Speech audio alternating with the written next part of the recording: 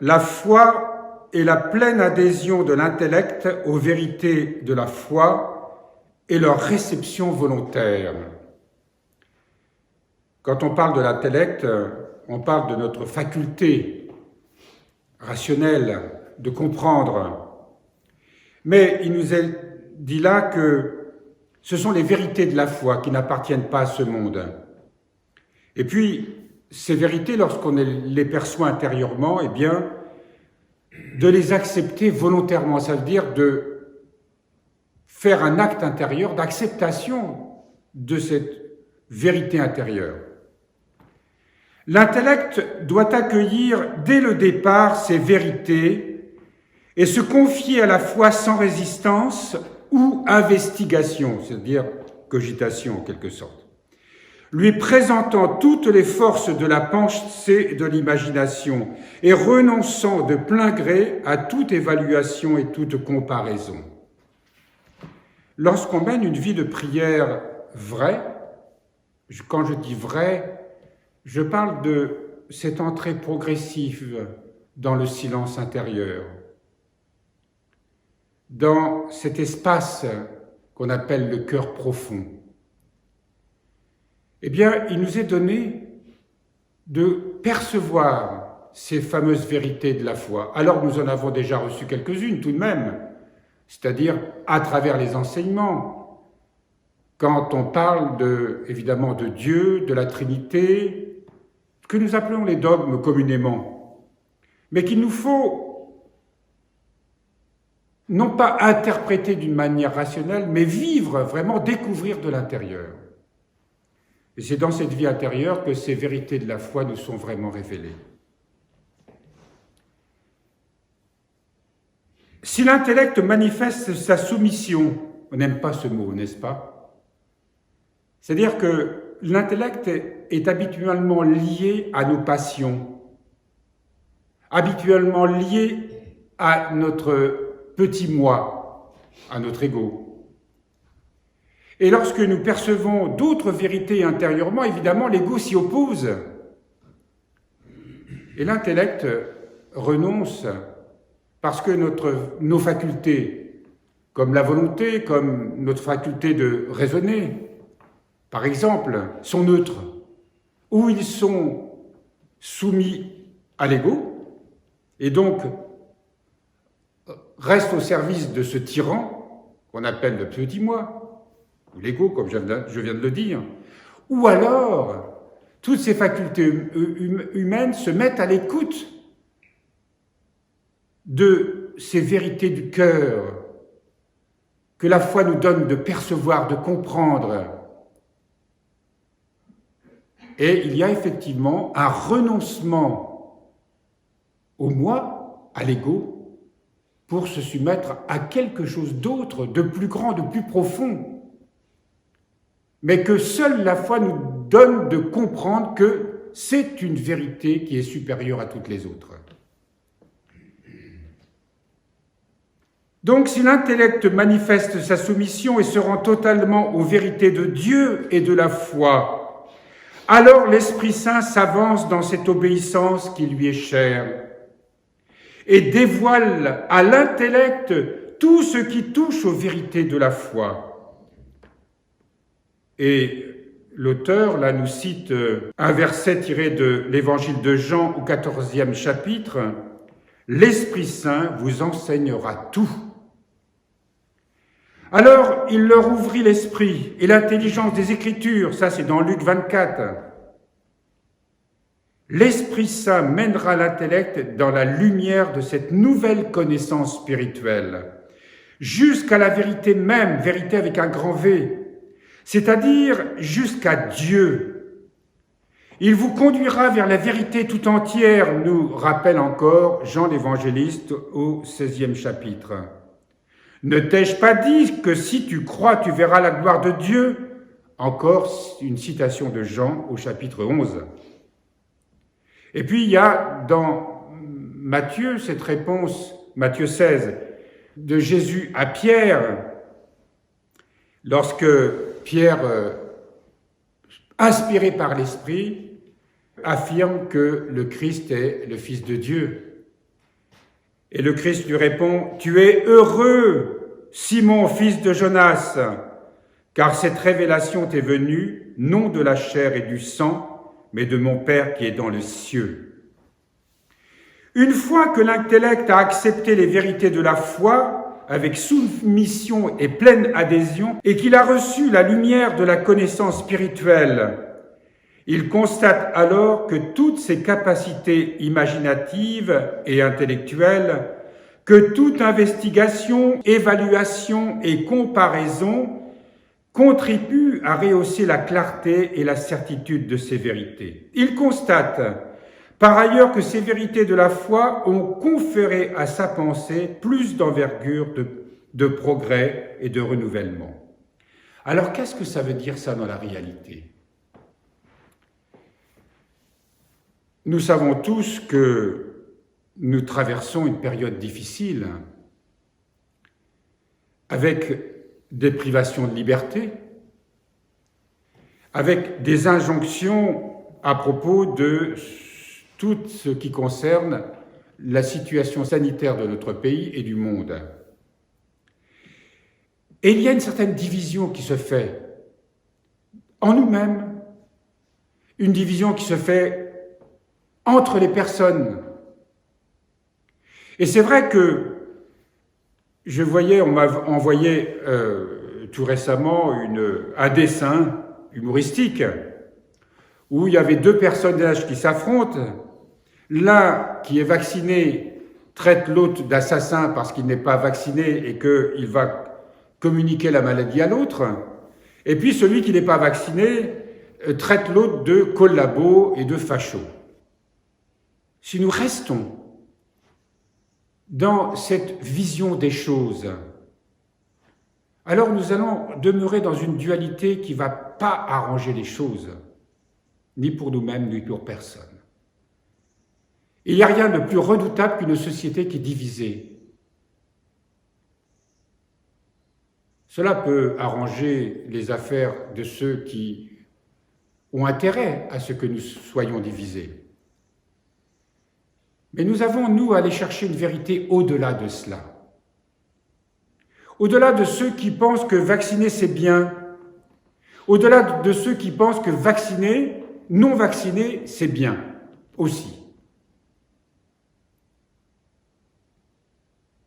La vérité ne se trouve pas dans des positions absolutistes où nous devenons dogmatiques au sens intellectuel du terme. Il nous faut vraiment nous servir de cette voie de la foi, descendre nous-mêmes, d'abord trouver une paix que nous avons perdue à cause de cette situation qui nous plonge dans l'angoisse, qui nous plonge dans la peur, qui nous plonge dans des réactions parfois violentes et qui nous opposent les uns aux autres. Il nous faut aller chercher justement ce que nous dit le Père Mata El-Maskin ce matin, aller chercher une autre vérité. Et vous voyez, ce matin, nous avons lu Saint Paul dans l'épître, la première épître aux Corinthiens. Il précise que lorsque nous sommes dans la division intérieure, nous sommes des êtres charnels, où il dit « N'avez-vous pas une conduite humaine ?» Nous avons, nous, à nous sortir de cette condition humaine ordinaire, où nous sommes menés par toutes sortes de réactions émotionnelles, passionnelles. Il nous faut trouver une paix intérieure, une stabilité en Dieu, en Christ. Et c'est tout l'objet d'ailleurs d'une vie de prière telle que nous la menons ici, à travers les offices monastiques, à travers la prière personnelle, de sans cesse revenir à cette stabilité intérieure lorsque nous sommes confrontés à des situations qui nous déstabilisent.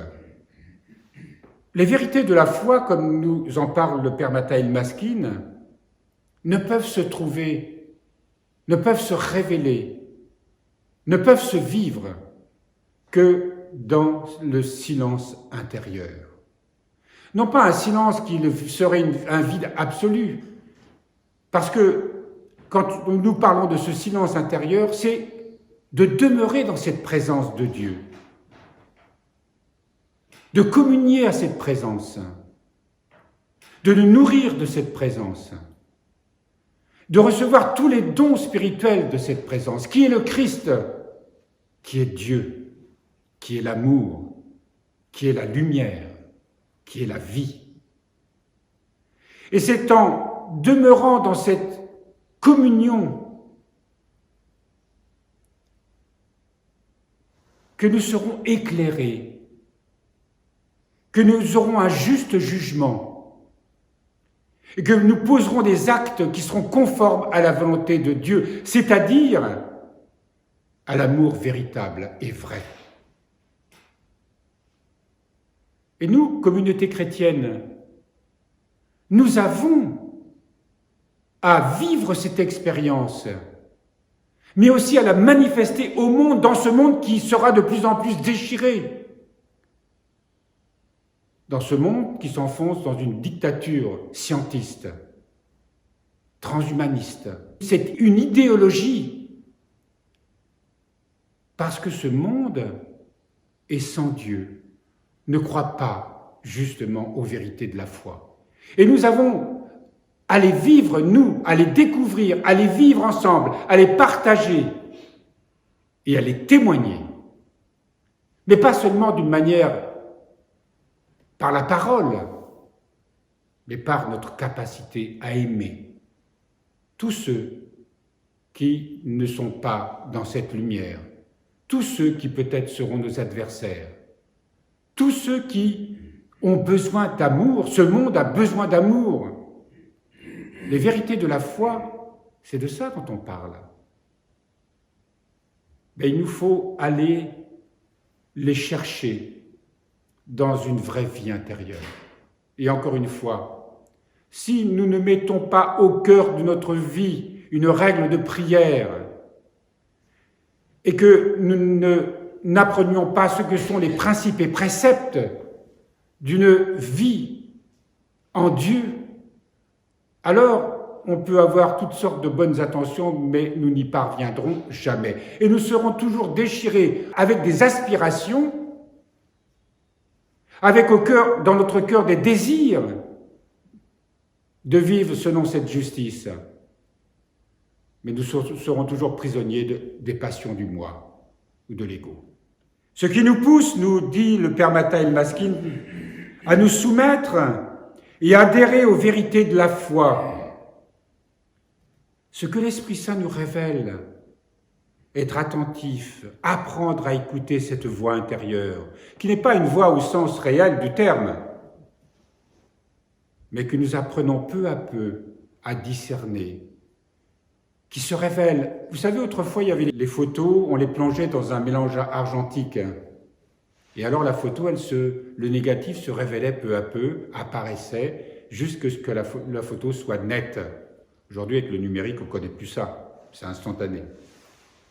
Mais c'est de cela dont il s'agit, se révèlent peu à peu en nous ces vérités de la foi. Et c'est pour cela que le Seigneur écrit dans le cœur de chacun la vraie vérité. C'est un pléonasme de dire vraie vérité. Parce que nous sommes dans un monde où il y a tellement de mensonges qu'on nous fait prendre pour de la vérité qu'on est obligé de dire les choses comme ça. Mais cela nous est donné, chacun selon notre part, chacun selon notre nature. Ce qui nous pousse à nous soumettre, à adhérer aux vérités de la foi, c'est qu'elles ont été inspirées par Dieu dans l'Esprit Saint. Personne en dehors de lui ne peut les révéler, les dévoiler et nous les expliquer. Même les livres de théologie, même ce que je vous dis ce matin n'est suffisant, parce que ce qui se révèle en nous est le fruit de l'expérience, parce que cela nous transforme, nous transfigure.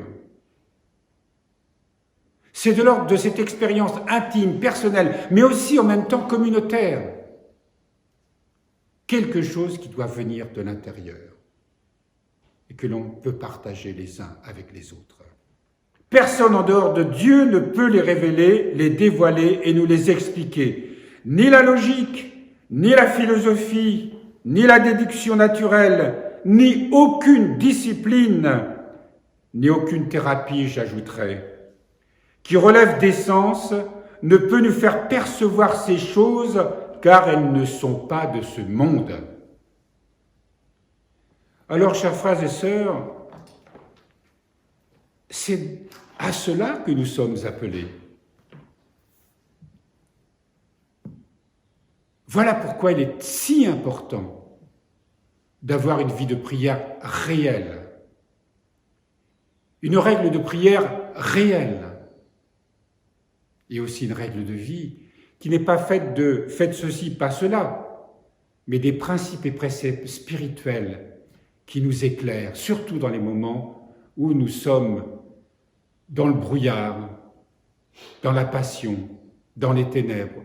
Nous avons besoin que cette règle, ces principes et préceptes nous éclairent et nous guident, parce qu'ils sont le fruit de l'esprit. Et ils sont aussi le fruit de cette expérience intérieure. Nos communautés doivent s'ancrer dans cette réalité. C'est très important. Parce que sinon le monde continuera d'aller dans cette dérive et continuera de détruire la vie. Mais le Seigneur, nous le savons, nous donne la force de l'esprit, la force de la foi. Et si nous le voulons vraiment, tout nous sera donné, tout ce qui est nécessaire. Et malgré l'hiver dans lequel le monde s'enfonce, avec son cortège de morts, un printemps est déjà en marche. Mais il ne pourra naître ce printemps que si nous sommes fidèles à ce à quoi nous sommes appelés.